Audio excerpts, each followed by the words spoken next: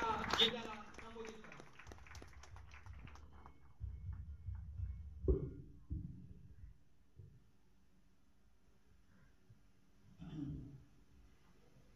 स्वाभिमान संघटनेच्या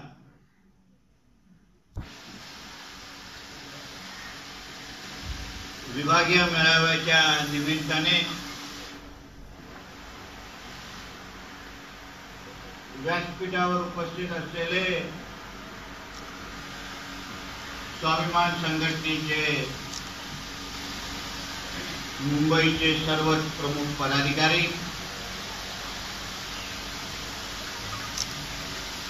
या विभागाचे म्हणजे या तिन्ही तालुक्याचे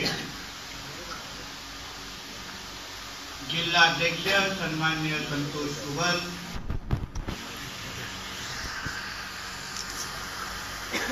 सन्मान्य अरविंद सावंतजी, या विभागाचे सर्वच माझे प्रमुख कार्यकर्ते,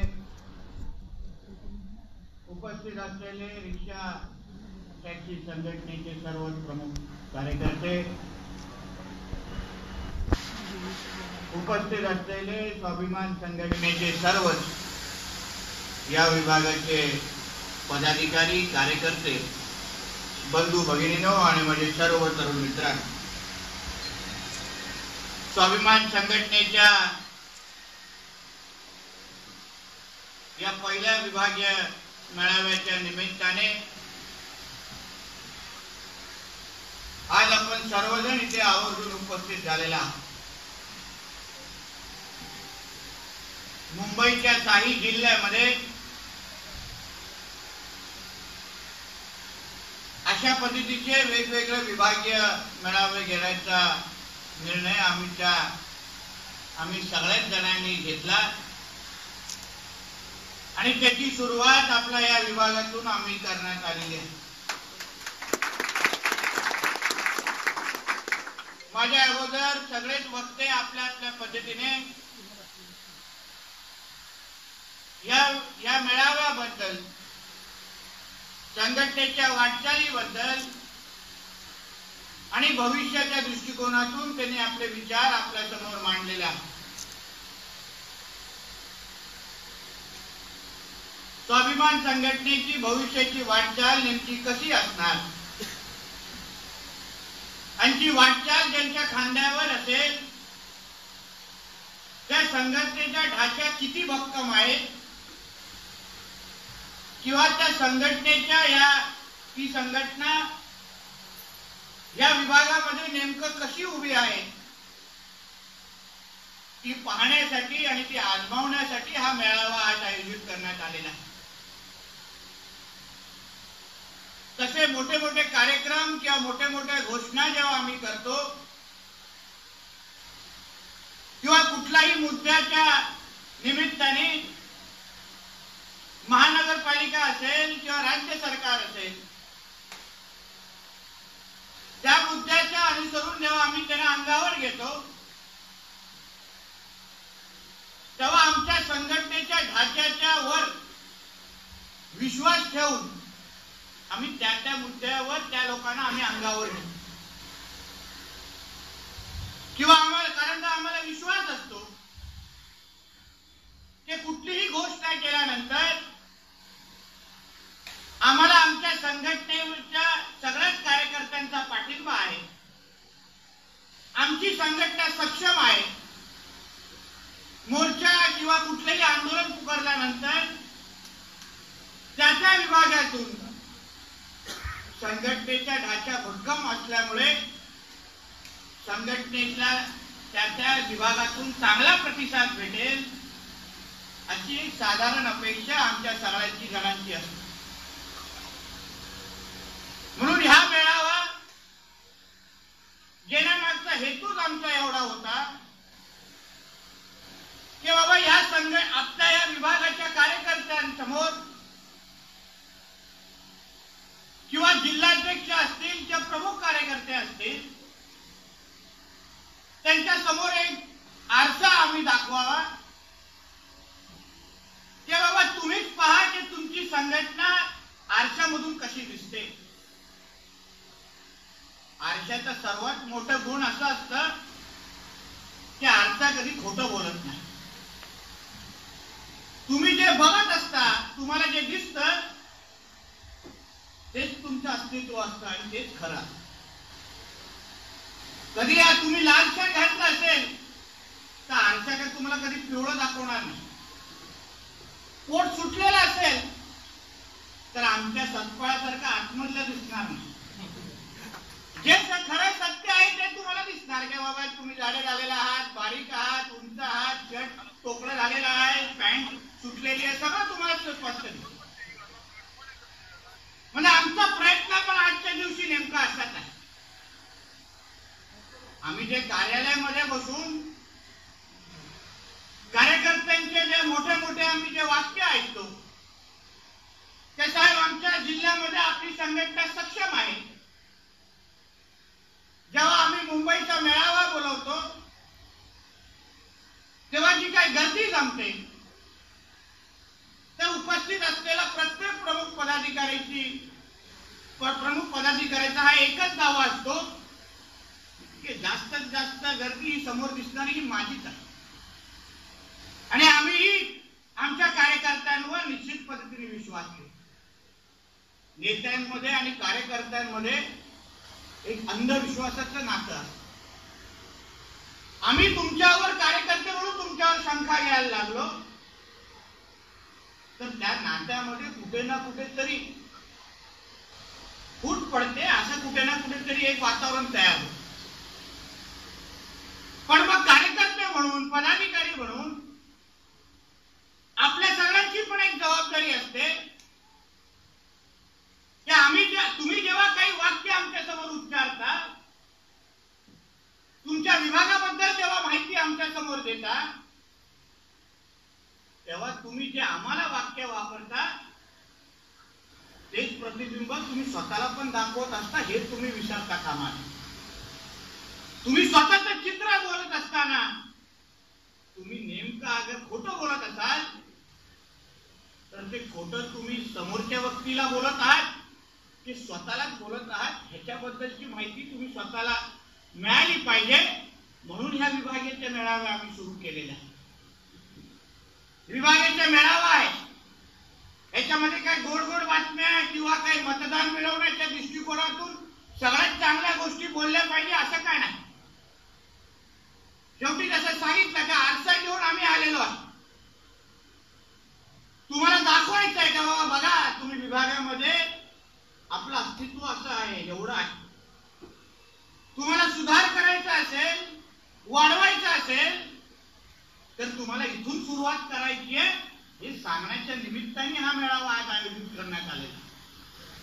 तुम्हालाही मेळाव्यानंतर घरी गेल्यानंतर तुम्ही जेव्हा संध्याकाळी चहा पीत बसून जेव्हा विचार कराल की बाबा कार्यकर्ता म्हणून मी आजच्या या मेळाव्यावर मी समाधानी आहे का, तर हा प्रश्न तुम्ही स्वतःलाच विचारा आणि स्वतःच ते उत्तर कुठे ना कुठेतरी तयार करून द्या. कारण का नेहमी तुम्ही आठवणीत घ्या. आमच्या सन्मान्य राणे साहेबांचे विचार आठवणीत घ्या.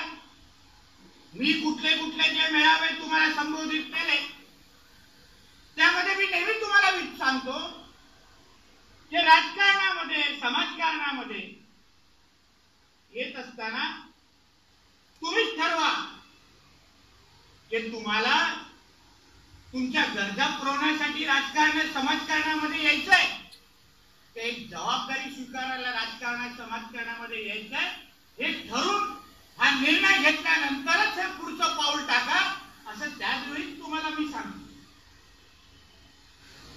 स्वाभिमान संघटना ही अगर आपली ओळख असेल, पण एक कार्यकर्ता म्हणून तुम्ही सर्वात पहिला प्रश्न स्वतःला विचारला पाहिजे की ही स्वाभिमान संघटना ही माझी गरज आहे की हे माझं अस्तित्व आहे. या दोन्ही शब्दांचा अर्थ फार मोठा आहे आणि जमीन आसमान असलेला. कुठलीही संघटना असेल, कुठलाही विषय अगर तुमची गरज असेल तर गरजेनुसार तुम्ही त्या विषयाला वापरा, त्या गोष्टीला वापरा. मग तुम्हाला पैसे कमवण्याची गरज असेल तर तुम्ही त्या संघटनेला वापराल. तुम्हाला 4 गोष्टी काहीतरी मिळवायच्या असतील मग त्या संघटनेला तुम्ही वापराल. आयुष्यामध्ये पुढे जायचं असेल तर मग तुम्ही त्या संघटनेला वापराल. मग गरज असेल तर मग या पद्धतीने हे विषय होतील. पण ती संघटना अगर तुमचं अस्तित्व असेल तर त्या पद्धतीचा तुमचा कारभार दिसला पाहिजे. मग त्या पद्धतीचे मेळावे आयोजित झाले पाहिजे. मग त्या मेळावे आयोजित करत असताना दुसऱ्यांची नावं घेण्यापेक्षा मी स्वतः काय या मेळाव्यामध्ये माझं योगदान काय आहे आणि ते योगदान न बोलता न सांगता जेव्हा आम्हाला अनुभवायला भेटेल तेव्हा खऱ्या अर्थाने हा मेळावा यशस्वी झाला असं तुम्ही स्वतःला समजून ठेवा. तर हा मेळावा, या मेळाव्याच्या माध्यमातून तुम्हाला आरशामध्ये काय दिसतंय याचा तुम्हाला अंदाज हे स्वतःला निश्चितपणे मिळेल. आम्ही कुठे आहोत आणि आम्हाला आत्तापासून कुठे जायचं आहे याचं सगळे चित्र तुम्हाला आज या माध्यमातून दिसेल. शेवटी ताकद आजमायची असेल, स्वतःची लायकी कळायची असेल किंवा आम्ही कुठे उभे आहोत ह्याचा प्रतिबिंब बघायचा असेल तर असलेल्या लोकसंख्येमध्ये स्वाभिमान संघटनेच्या विचाराच्या कार्यकर्त्यांना आम्ही किती तयार केलं याची जेव्हा संख्येची तुम्ही तुलना कराल तेव्हा तुम्हाला निश्चित पद्धतीने त्या गोष्टीची त्याचं उत्तर मिळेल. म्हणून ह्या गोष्टीवर तुम्ही काम करायला सुरुवात करा. दुसऱ्यांची नावं घ्या, दुसऱ्यांना पाठीवर टोकवा, पण स्वाभिमान संघटना म्हणून तुम्ही ह्या इथे उपस्थित असलेल्या या तालुक्यांमध्ये किती लोकसंख्या असलेल्या किंवा किती घरामध्ये स्वाभिमान संघटनेची ओळख पोचवली, स्वाभिमान संघटनेच्या बद्दल माहिती पोचवली किंवा किती घरांमध्ये किती कुटुंबांमध्ये त्या कुटुंबाच्या एक तरी सदस्याला स्वाभिमान संघटना ही माझी स्वतःची संघटना आहे अशी ओळख किंवा अशी गरज भासवली अशाबद्दल तुम्ही चित्र किंवा अशाबद्दलच्या तुम्ही ही माहिती घ्या आणि मग तुम्ही काम करायला सुरुवात करा. मग तुम्हाला कळेल की बाबा आम्ही किती पाण्यामध्ये उभे आहोत. राजकीय भाषण किंवा दुसऱ्यांवर टीका टिप्पणी करण्यासाठी माझा हा मेळावा नाही. कारण का दुसऱ्यांना टीका टिप्पणी करून माझी ताकद वाढणार असेल तर मी आयुष्यभर तेच करत असतो. आहेत आमचे राजकीय शत्रू सगळे, जनतेवर अन्याय करणारे हे आमचे राजकीय शत्रू आहेत आणि त्यांना राजकीय व्यासपीठावर कसा अंगावर घ्यायचं हे सन्मान्य राणे साहेबांनी आम्हाला चांगलं दाखवलं. पण त्यांना अंगावर घेत असताना एक घोषवाक्य जसं आपण देतो, नितेश साहेब तुम आगे बढ़ो हम तुम्हारे साथ है. आम्ही पुढे जात असताना मागे किती लोक उभे आहेत ह्या गोष्टीवर पण फार खूप अवलंबून. समोर मोठं सैन्य उभं आहे, समोर मोठी ताकद उभी आहे आणि नितेश साहेब आगे बढ़ो और हम पीछे में एक ही है असं बोलून तर काही उपयोग नाही. किंवा समोर 50,000चा फौजफाटा येतोय आणि आम्ही 50 जण उभे राहून फक्त खोकली भाषण करतोय, फक्त हवेत बोलतोय किंवा फक्त सुख्या धमक्या देत असू तर ते 50,000 आमच्यावर आल्यानंतर आमची काय अवस्था होईल ह्याबद्दल पण आपण सगळ्या जणांनी विचार केला. ह्याबद्दल पण विचार केला. शेवटी ह्याच्यावरच ताकद निर्माण होईल, ह्याच्यावरच आपलं अस्तित्व कळतं. आंदोलन, मोर्चे, मेळावे हे खरं म्हणतात तर आपल्या सगळ्यांसाठी परीक्षा. आपल्याला कळतं का बाबा किती कार्यकर्ते हे आपल्या विचाराचे आहेत, किती कार्यकर्ते फक्त कार्यालयामध्ये आमच्याशी येऊन बोलतात. पण जेव्हा संघटनेला तुमची गरज भासते, जेव्हा संघटनेच्या माध्यमातून तुम्हाला आवाज दिला जातो तेव्हा तुम्ही त्या आवाजाला होय अगर द्यायला तयार नसाल तर स्वाभिमान संघटना ही माझी ओळख आहे हे सांगण्याचा तुम्हाला काही अधिकार नाही. आणि अशा लोकांना खड्यासारखं बाजूला टाकणं हे सर्वात मोठं आपलं कर्तव्य आहे. संघटना अगर तुमचं अस्तित्व असेल, तुमचा अभिमान असेल, स्वाभिमान असेल तर तुम्ही त्या संघटनेला कोणालाही वापरायला देणार नाही.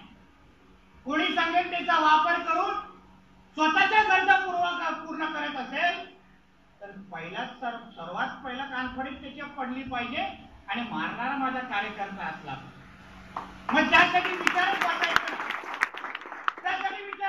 राहायचं. आमचे रिक्षा टॅक्सी संघटनेचे जे आमचे काय आहेत प्रमुख त्यांनी आता वाचना केली बोलल्याच्या ओला आणि उबर त्याबद्दल साहेब तुम्ही आदेश द्या आम्ही सगळं करू.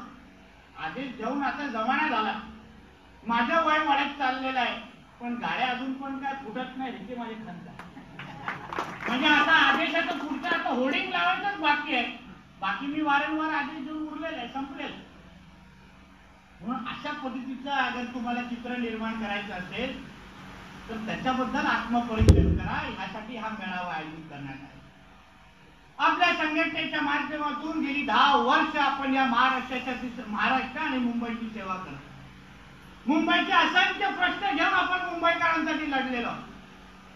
तुम्हाला अगर व्हिजिटिंग कार्ड दाखवायचं असेल आणि समोरच्या व्यक्ती समोरच्या तरुण तरुणी किंवा कुटुंबातला कुठलाही सदस्य तुम्हाला विचारेल का बाबा स्वाभिमान संघटना आम्ही का तुमच्या बरोबर यायचं स्वाभिमान संघटनेचा विचार आम्ही का स्वीकारायचा हे तुम्हाला विचारल्यावर तुमचं उत्तर काय अवघड तुम्हाला तोंडपाठ आलं पाहिजे.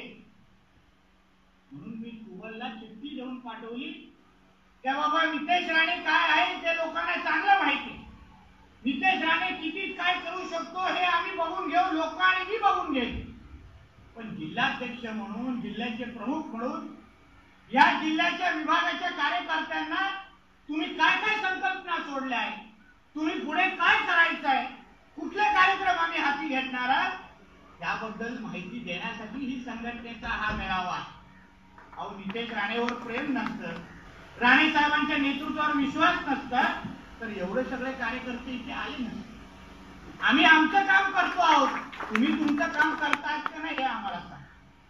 आमचे गोडवे गाऊन अगर तुम्हाला अगर नेते तुम्ही बनत असाल तर त्याची रॉयल्टी पण थोडी आम्हाला द्या ही आम्ही तुम्हाला सांगतो. आम्हाला तुमच्याकडून वेगळी अपेक्षा.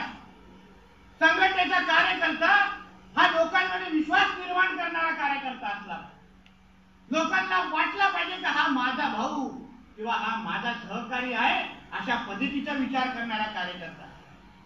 आज मुंबईतले रिक्षा टॅक्सी रिक्षा टॅक्सी चालक घ्या स्वाभिमान रिक्षा टॅक्सी संघटनेच्या माध्यमातून उचललेला कुठलाही विषय बघा कुठलंही आंदोलन बघा कुठलंही स्ट्राईक पुकारला असेल बघा कुठेही आम्ही तडजोड केलेली नाही. आज राज्य सरकारमध्ये असेल किंवा ट्रान्सपोर्ट डिपार्टमेंट मध्ये असेल जेव्हा जेव्हा अधिकारी मला फोन करतात जेव्हा जेव्हा आमच्या तिवारीजींना मेहुल जोशींना भेटतात तेव्हा त्यांना माहिती आहे की शिवसेनेच्या चालक मालक संघटनेवर तडजोड होऊ शकते मनसेनेच्या संघटनेवर तडजोड होऊ शकते पण स्वाभिमान रिक्षा टॅक्सी संघटनेवर तडजोड होऊ शकत नाही अशी प्रतिमा आपण त्यांच्यामध्ये तयार करतो. हा विश्वास निर्माण करण्यासाठी आपल्या कार्यकर्त्यांनी धावपळ केली मेहनत केली पाहिजे. लोकांमध्ये जनतेमध्ये आपल्याबद्दल विश्वास निर्माण तयार झाला पाहिजे की हा कार्यकर्ता हा जो सेवक आहे तो माझ्यासाठी आहे स्वतःसाठी नाही. तो स्वतःसाठी पळत नाही पण माझ्यासाठी धावपळ करतोय. 10 वर्षाच्या आपल्या कारकिर्दीमध्ये कुठल्या विषयाला आपण हात नाही लावला ते तुम्ही सांगा. मुंबईकरांवर अंगावर येणारा कुठलाही विषय हा स्वाभिमान संघटनेने प्रामाणिक पद्धतीने सोडवला नसेल आणि सोडवला नसेल असा कोणीही आमच्यावर आरोप केला तर तो आरोप मी माझ्या अंगावर घेण्यासाठी आहे. पाण्यासारख्या महत्वाच्या विषयावर आंदोलन प्रामाणिक पद्धतीने फक्त एक दिवस नाही पण 6-6, 8-8, 1-1 वर्ष चालू ठेवण्याचं काम आपल्या स्वाभिमान संघटनेने केलेलं आहे आणि ते अभिमानाने आमच्या नंतर निघाले असतील कितीही मोर्चे पण आमच्यासारखा मोर्चा आज मुंबई महानगरपालिकेच्या इतिहासावर परत निघाला असेल तर त्यांनी माझ्यासमोर येऊन सांगावं आणि ते मी काही खरं म्हणजे खरं स्वीकारायला मी तयार. प्रामाणिक पद्धतीने प्रत्येक विषय आम्ही हातात घेतलेला. आमच्या जाहीद खानच्या माध्यमातून आरोग्याचा विषय ज्या माध्यमातून आम्ही मुंबईमध्ये उचलतो प्रामाणिक पद्धतीने लोकांची सेवा होत. आवाज बँड्रामध्ये जाऊन पास आणि आमदाराच्या कार्यालयावर जा आणि आमच्या जाहीदच्या कार्यालयावर बघा किंवा खासदाराच्या कार्यालयावर बघा आणि आमच्या जाहीदच्या कार्यालयावर बघा. जे वर्षभर त्यांच्याकडे गर्दी असते जे त्याच्याकडे 1 दिवसामध्ये गर्दी आम्हाला पाहायला मिळते एवढा आतापर्यंत जेवढे ऑपरेशन केले नसतील ना तेवढे ह्याच्या आणि ह्याच्या कार्यकर्त्यांनी करून टाकले असतील आणि आधी करतो. ही प्रामाणिकता ही विश्वासार्हता आम्ही लोकांनी या 10 वर्षामध्ये कमवली. हेच आमची ओळख आहे, हेच आमचं व्हिजिटिंग कार्ड आहे. आम्हाला काय आमचं नाव सांगायला लागत नाही, पण लोक जाऊन सांगतात ते आरोग्या विषयामध्ये, पाण्या विषयामध्ये प्रामाणिक पद्धतीने मुंबईमध्ये कोणी विषय उचलले असतील तर ती फक्त ना फक्त स्वाभिमान संघटना आहे. हे अभिमानाने लोक आमच्या समोर विषय मांडतात. अभिमानाने विषय, कुठल्या विषयाला आपण हात लावला नाही तुम्ही सांगा. अहो जेव्हा कोणी बोलत नव्हतं, कोणी चर्चा करत नव्हतं, तेव्हा आपल्या मुंबईकरांच्या, मराठी माणसाच्या हिताचे विषय आपण आपल्या माध्यमातून बोलतो. मुंबईमध्ये मराठी टक्का घसरतोय आणि त्याची कारणं जेव्हा असंख्य देत होते तेव्हा एकमेव स्वाभिमान संघटनेच्या माध्यमातून मांसाहारी आणि शाकाहारीचा विषय आपण मुंबईकरांच्या समोर आणला आणि तो उचलला. कोणी हिंमत केली नाही. असंख्य टीकाही माझ्यावर झाली की साहेब तुम्ही असं करू नका, बोलू नका, नितेश राणे हा समाजामध्ये फूट पाडतोय, असे असंख्य माझ्यावर टीका टिप्पणी. पण तरी पण मी ठणकावून सांगितलं, अगर मुंबईकरांवर किंवा मुंबईच्या मराठी माणसांवर अन्याय होत असेल तर आम्ही खपून घेणार नाही आणि त्याविरुद्ध आवाज उचलण्याचं काम स्वाभिमान संघटनेच्या माध्यमातून झाले.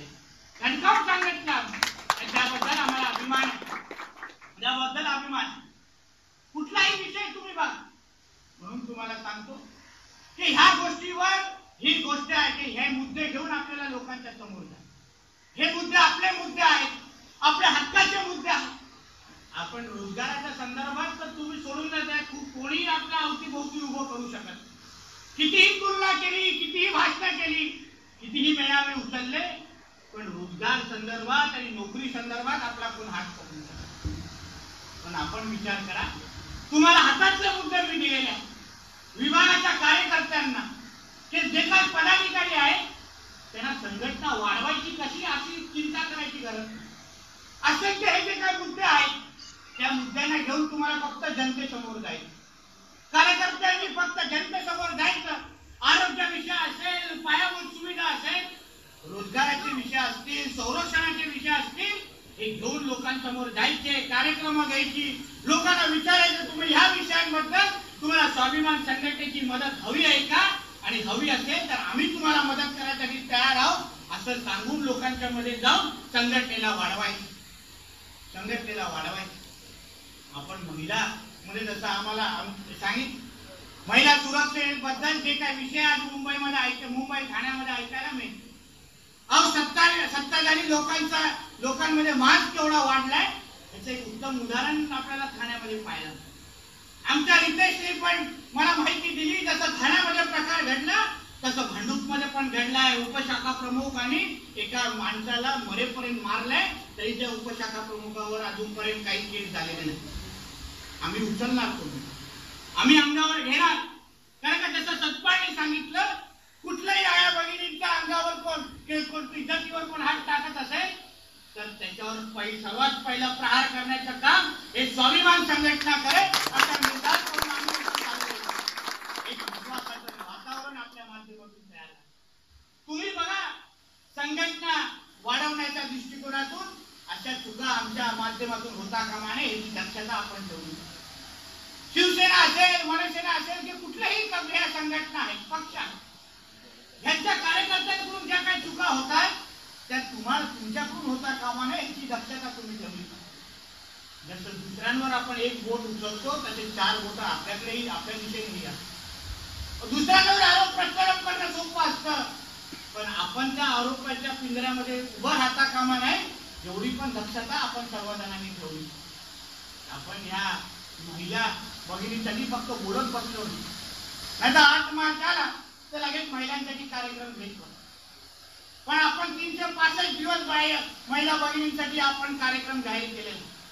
सर्वात उत्तम उदाहरण म्हणजे स्वाभिमान वडापाव हा गाडी फक्त महिला भगिनींसाठी आपण जाहीर केली. या विभागाच्या कार्यकर्त्यांनी जबाबदारी घ्यावी की बाबा या विभागामध्ये कोणालाही महिला भगिनीला अगर रोजगार पाहिजे असेल तर गाड्या ठेवण्याचं काम, त्या गाड्या उभं करून देण्याचं काम आमच्या संघटनेच्या कार्यकर्त्यांनी घ्या.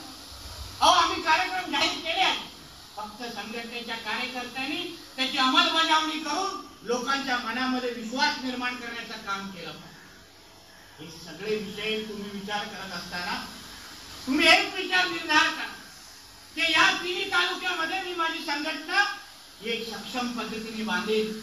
अशी माझ्या संघटनेचा पाया एवढा सक्षम असेल की कुठलंही वादळ आलं तरी ते वादळासमोर माझी संघटना सक्षम पद्धतीने उभी राहील। अशा भक्कम पद्धतीने आपली संघटना इथे बघ। अशा पद्धतीचे विभागीय मेळावे आपण आता पुढे सातत्याने घेणार।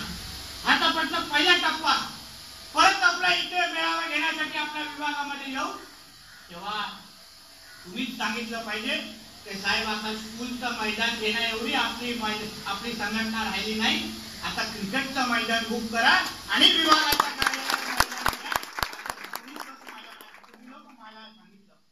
अशी तयारी करा आणि अशा दिशेने तुम्ही लोक चालला पाहिजे।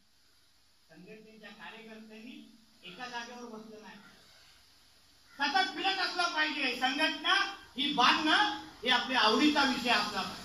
हा एक नशा असला पाहिजे की नाही मला ही संघटना बांधायची, मला ही संघटना पसवायची, घराघरात घेऊन जायची। मग तुम्ही 24 तास विचार केला पाहिजे की माझी संघटना कुठे कमकुवत, कुठे बांधली पाहिजे, कुठे संघटनेमध्ये कार्यकर्ते नाही आहेत, कुठे पदाधिकारी नाही आहेत।